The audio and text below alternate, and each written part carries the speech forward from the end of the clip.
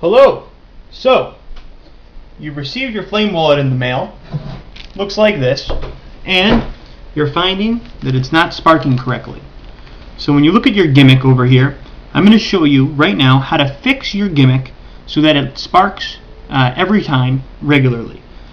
So one of the things you're going to need is a screwdriver. Any screwdriver will work. I find the smaller head of screwdriver works very well. So I'm going to take apart the gimmick mechanism and I'm going to show you how to replace the flint and also how to get it to light every time. So I'm going to strike this right now and show you that it's lighting pretty good. I haven't applied the lighter fluid on it yet. I'm going to apply the lighter fluid on it. Let me see if it strikes now. Okay, so it is working, but what I want it to do is I want it to fix the tension on the flint in there. So what I'm going to do is I'm going to show you how this works from the inside. So if you get your flame wallet and you find that it is not working, or it's not sparking every time, this is one of the first things I would try. So this is what I'm going to show you here. So here is your mechanism. In this tube right here, here's your wheel on the top, and in here is where the spring goes. Before the spring goes a tiny flint. Now these flints, if you ever run out of your flint, can be purchased at any CVS or Walgreens. The Zippo flints I find work very well, and sometimes they actually work a little bit better than the flint that comes with it. They are very good flints. So we're going to put the flint, drop it down inside, all the way in there. Now we have the spring.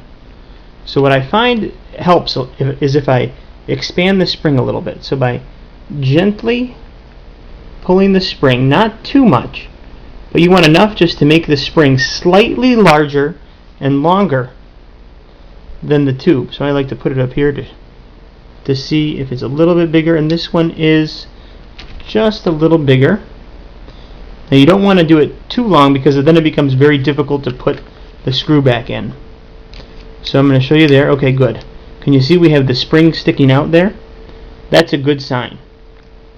So we're going to get a lot of tension on the flint, and that is critical to making sure we have a good spark every time, because we don't want the screw to be screwed all the way in when we're flinting, when we're striking.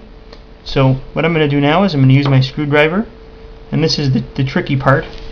You have to put the screw and the spring back in to the shaft.